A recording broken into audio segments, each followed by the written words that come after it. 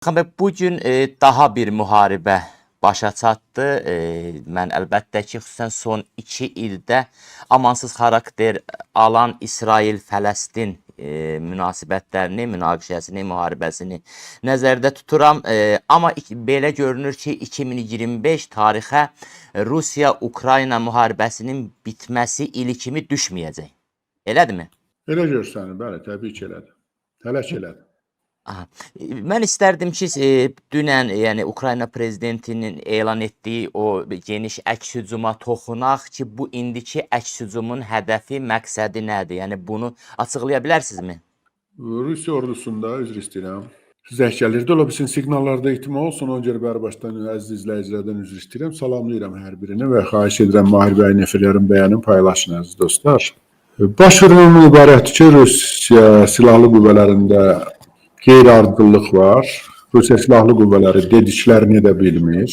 Ukrayna öz silahlı qüvvələrini təkmilləşdirir, korpuslar yaradır və bu mənada Ukrayna silahlı qüvvələri korpuslarını hazırlayır, silahlı qüvvələr hərbi sənaye kompleksi təmin edilir və bu da ki, öz nəticələrini verir. O cümlədən də bu dəqiqələrdə Stepovə kəndi uğrunda da Ukrayna silahlı qüvvələri demək olar ki, tam azad ediblər Zaporojye istiqamətində. O cümlədən bütün istiqamətlərdə vəziyyət rusların ağır itkiləri hesabına baş verir. Yəni, Rusiya tərəf nəyəsə nail ola bilmir. Dediyim kimi, Rusiya silahlı qüvvələri heç nəyə nail ola bilmir. Əksi Ukrayna tərəfdən baş verir, həm yaxşı silahlanır, həm korpuslar hazırlayır və hərbi sənaye kompleksinin verdiyi yeni silahlarla, o cümlədən qərbdən alınan silahlar hesabına Vətən müharibəsi aparan Ukrayna silahlı qüvvələri təbii ki, uğurlara imza atırlar. Yəni, baş verənlər bundan ibarətdir. Və bu getdikcə də çoxalacaq. İkisi baş verir, Ukrayna tərəf həm yaxşı silahlanır, həm hərbi sənaye kompleksini qurur, qərbdən aldığı silahlar və yaxşı təşkil edilmiş yeni korpuslar, briqadalar öz ölkəsini azad edir. Yəni, burada qeyri-adi bir nəsə bir məsələ yoxdur. Mən istərdim ki, bu son telefon danışıqları Zelenski xüsusi vurğuladı. 2 gün ərzində 2 telefon danışığı Trumpla və bildirdi ki, Trump hər şeydən xəbərdardır. Bizim görüşümüz, söhbətlərimiz çox məhsuldar alınır. Düşünmək olarmı ki, artıq məhz uzaq mənzilli raketlərin verilməsi, imkan qədər tez verilməsi nöqtəsinə gəlib çatıb prezidentlər ki, belə danışıqlar, söhbətlər hədsiz intensivləşib.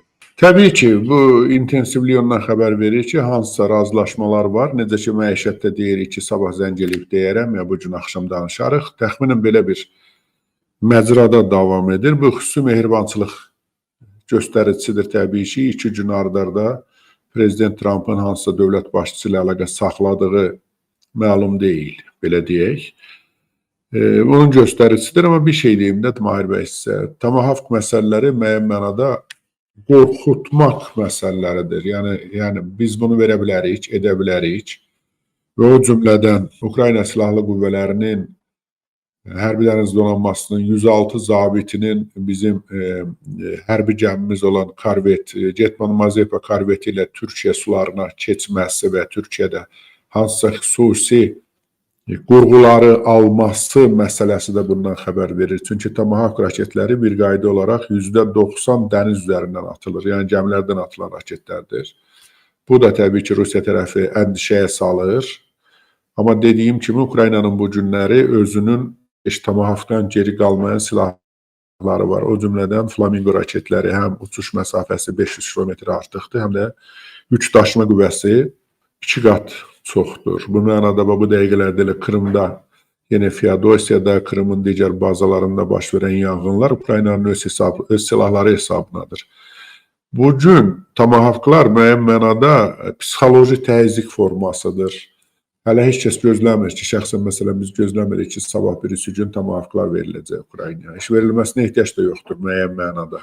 Çünki onun start qurğuları lazımdır ilk növbədə. Amma Rusiya başa salınır ki, sənin artıq divar qutarır. İndiyə qədər istədiyim bütün o time-outlar, zamanlar ki, biz güya danışıqlar aparırıq, güya görüşürük Türkiyədə, orada haradasa güya razılaşdırırıq. Bunlar hamısı bitdi. Yəni bu yalancı danışıqları uzatmaq dövrü geridə qaldı. İndi konkret işlər zamanıdır. Çünki Trumpın da zamanı yoxdur.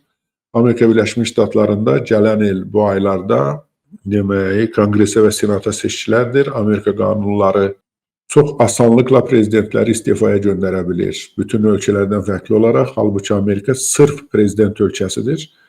Amma Senatda və Konqresdə sadə çoxluqla prezidenti istifaya göndərmək mümkündür, impeachment etmək mümkündür, cinayət məsuliyyətinə cəlb etmək mümkündür. Yəni Amerika demokratiyası belə qurulub, yəni çox asanlıqla bu işləri görmək mümkündür. Trump da bu məsələdə yəni acizdir. Çünki bugünkü artıq sorğular, son həftənin sorğuları da göstərir ki, Trump'ın üzvü olduğu Respublikaçılar Partiyası reytinglərin hamısında sorğularda geridə qalırlar və geriləməkdə davam edirlər. Ona görə Amerika Birləşmiş Ştatları təbii ki, ciddi addımlar atmaq məcburiyyətindədir. O cümlədən də Prezident Trump əlavə etsək ki, güya Nobel sülh mükafatının almamasında günahkar həm də Putindir və Moskva tərəfidir.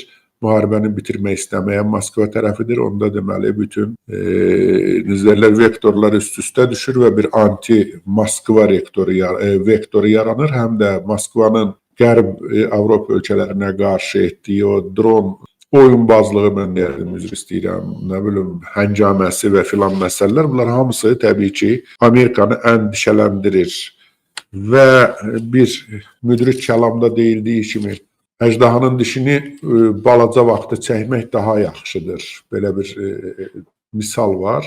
Yəni, Rusiyanın Avropa Birliyinə qarşı iri miqyaslı müharibələr, yaxud kiçik dövlətlər olan Litva, Estoniya, yaxud tutaq ki, Polşanın özünə qarşı hücum əməliyyatları etmədən Ukrayna ərazisində onu sülhə məcbur etmək, onu tükəndirmək məsələsi gündəmdədir.